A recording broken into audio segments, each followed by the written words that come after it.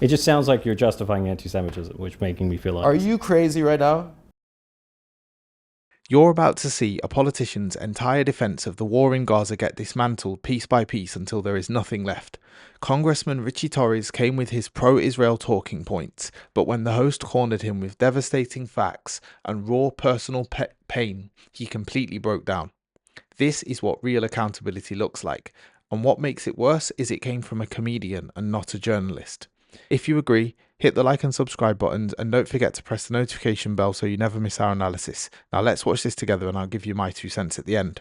I don't know if you've been on Twitter recently. Now a ton of people are questioning the validity of the Holocaust having happened. Yes. Can you tell me with a straight face that those are the 18-year-old kids at Columbia that are doing that?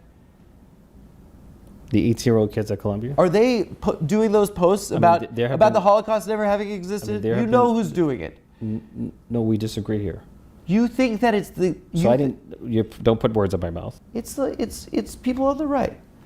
Let me tell you... You're suggesting that there's... You're suggesting there's no... You're suggesting there's no one on the far left that denies the Holocaust? Or downplays the Holocaust? That's an absurd What are statement. you're doing moot court right now? I'm telling you what it's like to be my experience being Jewish. But there are others who have a different experience. I'm trying to see. Why is one better than the other? Why is one more important than the other? I'm trying to share with you. You're in the government. I don't get a chance to talk. Of course. Okay. I think hatred of Jewish people has exploded in this country, and I don't think it's. I think it's because it's of our support of what looks to be an absolute brutality. And I think that... You think that's a justification for anti-Semitism?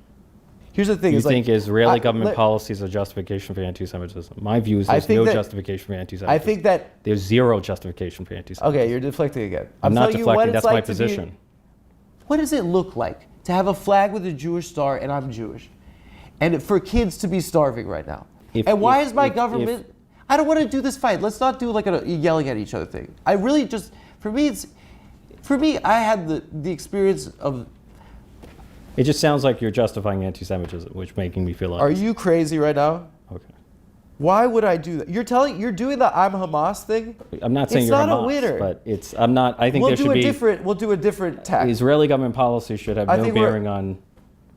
If you have disagreements with the Israeli government, you should voice your criticism of the Israeli government. But there is no justification for intimidation or harassment against American Jews. I'm telling you as a Jew right now that we are receiving a lot more hate because of what the people with a flag that has a Jewish star on are doing to other people right now. I'm telling you as a Jewish person how painful it is for us to say, and it hurts my stomach to say this, so you're going to say, I disagree, that this is a genocide. And that hurts to say that a Jew could do that. It hurts because we grew up with learning about what hatred is. We grew up learning about this. And the same year the state of Israel was established, in 1948, the world saw the Holocaust, and they established standards for what a genocide is. It was the same year. And the world said that this shouldn't be a thing that happens. You know? And I just wonder, like, it doesn't make sense to me, I don't know, it doesn't track to me why there's this fixation with kids at a school and 2 examples of people at a restaurant that there was banging. 2 examples. I mean, there are surveys on it. Give me read the ADL surveys on it. Because it's hard for me to talk about this in public because you're being a dick. That's mean. No, I'm not being mean. I'm just clear it's an emotional topic. All right, I'll share with you what happened. I'm not. I lived there. I don't intend to be mean. So. Sir, I lived there when I was 18, and I grew up a Zionist. And we were told, and our whole community in this country is told, that we have to defend Israel and love Israel because it'll stop the Holocaust. It will stop another Holocaust from happening. And my dad was born in 1951. That was 6 years after these atrocities. His friends' parents, he knew these people that had been through this hell, these skeletons. And it terrified us. And the understanding in our community is that we have to defend Israel. But I lived there, and I went to a settlement at the end of my year there, and I looked down the hill at a Palestinian village, and I saw how they lived, and I turned back and I looked at the settlement and saw how they lived. And people live in a world where they're demeaned and dehumanized and surveilled constantly by people and this isn't in Gaza, by people in SWAT team outfits with semi-automatic weapons, and that's what the world is seeing. And you keep telling me that the problem is someone's getting yelled at a restaurant? I'm sorry. You're conflating two different issues. So I don't please, understand. please. Me saying this to you right now will hurt people in my own family, okay? Because this is a very important thing to us. And the fact that I still fucking care about being Jewish is embarrassing. I should just be a guy. But this feels like a stain on our history. And it feels like it's changed what being Jewish is. Because what being Jewish isn't Israel. Judaism has existed for 4,000 years. This is a country for 75 years. You know, like, it is the oldest, one of the oldest monotheistic religions. Anti-Semitism is one of the oldest forms of hatred. People in my life are going to be mad at me about this, but I'm saying this because I am Jewish. You know, and I don't understand why you would be. Look how you define. I want to. I feel like I'm here to be lectured, not. Shut up. That's not nice. You can't talk that way. Why are one set of Jews more important than others? No one's saying any. What happened? You went to the beach in Israel? What, you went to a restaurant or something? Yeah.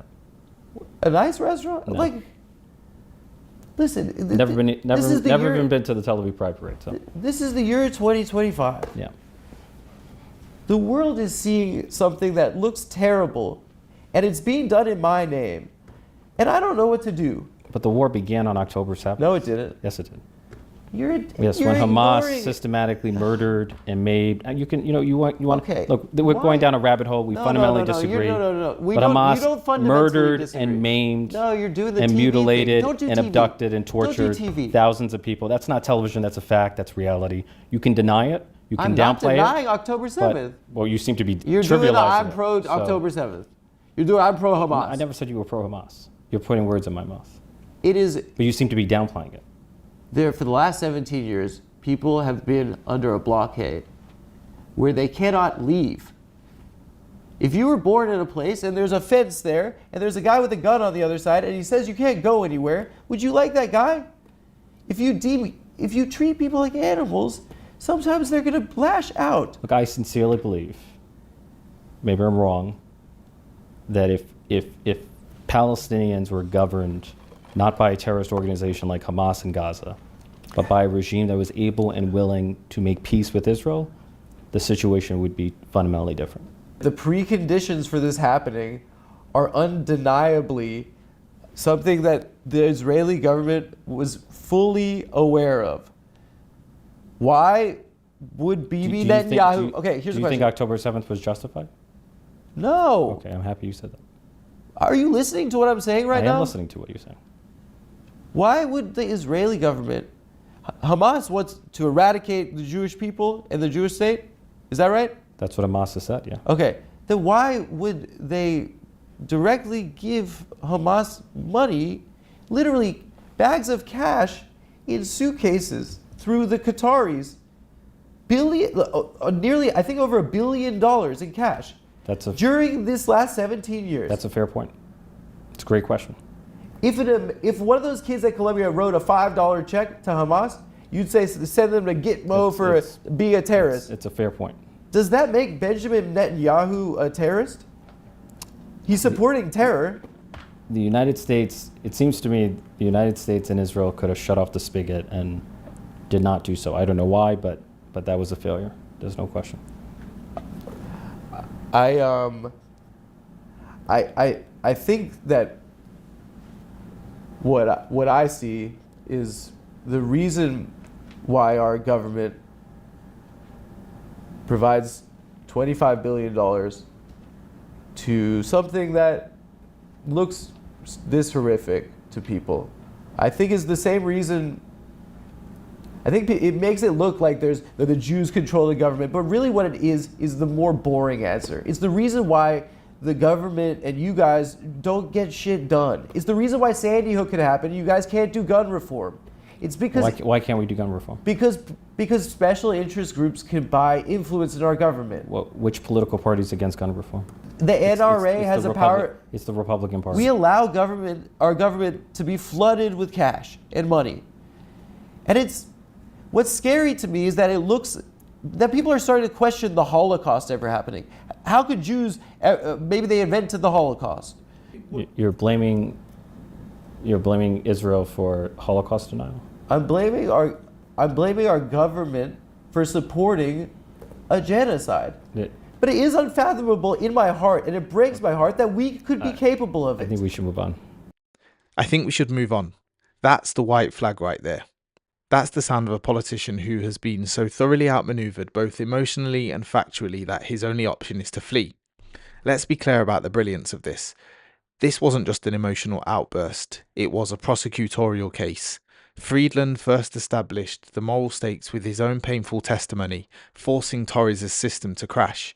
And then at the moment of maximum weakness, he delivered the factual killshot, the revelation that Netanyahu's own government funneled cash to Hamas. That 1-2 punch is what makes this a masterclass. It's the fusion of unimpeachable emotion with undeniable fact. Torres had no defense. He couldn't attack the emotion without looking like a monster, and he couldn't deny the facts because they are a matter of public record. This is why our analysis must also always be principled and not partisan. A true progressive ideology demands we hold our own side accountable, not just for their feelings, but for their facts. And when the facts are this damning, the only response is to try and change the subject. This is the kind of principled analysis we're committed to, no matter the party. If you believe in that mission, support the work by liking this video, subscribing to the channel, and ringing that notification bell so you never miss a breakdown. Thanks for watching, and I'll see you in the next one.